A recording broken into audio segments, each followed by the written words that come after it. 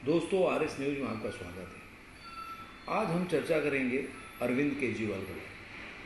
आपने देखा होगा कि अरविंद केजरीवाल जो हैं आजकल प्रधानमंत्री नरेंद्र मोदी के पीछे बुरी तरह से पड़ गए हैं और वो एजेंडा भी चला रहे हैं उनके पार्टी के लोग कि प्रधानमंत्री अनपढ़ हैं। आपने देखा होगा 2019 के चुनाव के पहले या तब से काफ़ी शांत थे और वो प्रधानमंत्री के बारे में कुछ भी बोलने से कतराते थे, क्योंकि वो मानते थे कि इससे उनका वोट बैंक कम होता है। अब अचानक ऐसा क्या बदलाव आ गया अभी 2-3 महीने में कि वो एकदम पीछे पड़ गए हैं और वो यहाँ तक कि बोल रहे हैं कि प्रधानमंत्री देश का सबसे बड़ा भ्रष्ट प्रधानमंत्री है, मतलब नरेंद्र मोदी। क्यों? क्या आपको नहीं लगता कि अरविंद केजरीवाल सत्येंद्र जैन और मनीष सिसोदिया के गिरफ्तार होने के बाद से वो ज़्यादा भयभीत हैं कि कहीं उनका नंबर ना लग जाए या उनका नाम भी खराब हो रहा है, कल को उनके ऊपर कोई कार्रवाई हो गई, क्योंकि अभी तक उससे वो बचे हुए हैं। जो भी ब्लेम आ रहा है या जो भी सीबीआई या ईडी की कार्रवाई हुई, लेकिन उसमें अरविंद केजरीवाल का नाम नहीं आ रहा। क्यों? अब अरविंद केजरीवाल है बहुत शातिर आदमी। अब मैं क्यों बोल रहा हूँ कि वो, मुझे ऐसा लगता है, दोस्तों आप देखिएगा और आप भी आकलन कीजिएगा। अगर वो प्रधानमंत्री के बारे में या किसी भी व्यक्ति के बारे में बाहर बोलते हैं कुछ भी अनाप शनाप या जिसमें कोई तथ्य ना हो, फैक्ट ना हो, तो उनके ऊपर कार्रवाई हो सकती है। जैसा कि वो पिछले बार 3 बार ऐसा उनके साथ हो चुका है कि उन्होंने 3 बार उनको माफ़ी मांगना पड़ा। मिस्टर जेटली केस में, नितिन गडकरी के केस में, और कांग्रेस के नेता के उनके कांग्रेस के एक नेता थे, उनके विषय में भी उन्होंने ऐसा ही बोला था जिससे उनको माफ़ी मांगनी पड़ी। मेरे ख्याल से कपिल सिब्बल उनका नाम है।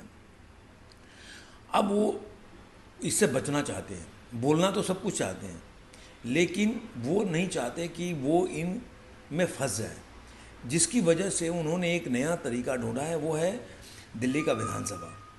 अब व्यक्ति, आप सोचिए, अगर आप किसी के विषय में इतना लांछन ही लगाते हो या कुछ भी बोलते हो, आपको लग रहा है आपके पास नरेंद्र मोदी के खिलाफ तथ्य है, तो आप बाहर भी बोल सकते हो। बाहर बोलने में आप क्यों डर रहे हो, क्यों नहीं बच रहे हो?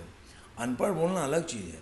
लेकिन अगर मान लीजिए कि अनपढ़ ही एक मुद्दा हो, जैसे कि अरविंद केजरीवाल के जो आम आदमी पार्टी से रिलेटेड लोग हैं या उनके ट्विटर अकाउंट है, अनपढ़ चला रहे, आप सोचिए, जो मौलाना आज़ाद थे वो भारत के पहले शिक्षा मंत्री थे और वो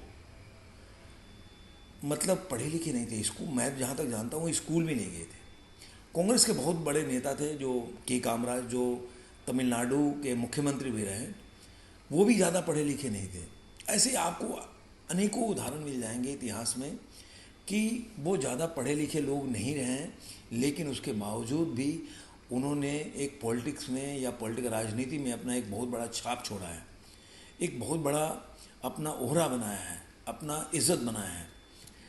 उसमें बहुत लोग हैं, कई लोग 12वीं पास हैं, उसमें मेरे ख्याल से इंदिरा गांधी का भी नाम है कि उन्होंने 12वीं तक पढ़ाई की है, उससे ज़्यादा उनकी पढ़ाई नहीं हो। अभी ये कितना फैक्ट है आप लोग ढूंढ सकते हैं। लेकिन जब ये वो मानते हैं अरविंद केजरीवाल, तो इनके विषय में भी सोचना चाहिए। अभी अरविंद केजरीवाल के विषय में सॉरी, 2 डर है। एक, या तो ये सोचते होंगे कि राहुल गांधी का जो अगर उनके ऊपर डिस्क्वालिफिकेशन का केस चलेगा तो वो शायद लड़ नहीं पाएंगे, और लड़ नहीं पाएंगे तो प्रधानमंत्री बनने का मेरा बहुत बड़ा चांस है। इसलिए वो अपने आप को सारे नेताओं से आगे कर और मोदी वर्सेस केजरीवाल करना चाहते हैं, जिसकी वजह से वो अपोजिशन के सेंटर में आ सके, ऐसा लगता है।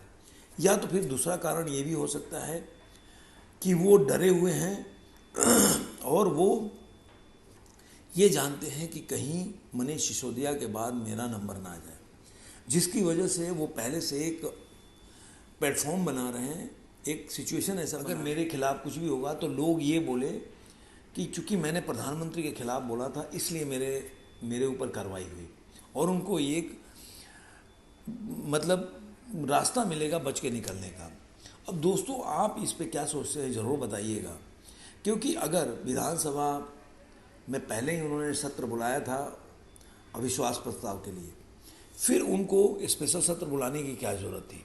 कुछ ही दिन पहले बुलवाया था, तो अभी फिर उनको स्पेशल सत्र बुलाने की क्या ज़रूरत थी? और वो भी केवल प्रधानमंत्री को भ्रष्ट बोलने के लिए, क्योंकि वो डरते हैं कि बाहर बोलूँगा तो मेरे ऊपर मानहानि का केस हो सकता है। लेकिन मैं विधानसभा में अगर बोलूँगा तो कहीं केस नहीं होगा, इस पे कहीं भी कोई भी आदमी के कोर्ट में नहीं जा सकता, और मैं जो चाहे बोल सकता हूँ, और ये पूरे मीडिया में लाइव दिखाया जा सकता है, और ये बात मैं जन जन तक पहुँचा भी सकता हूँ।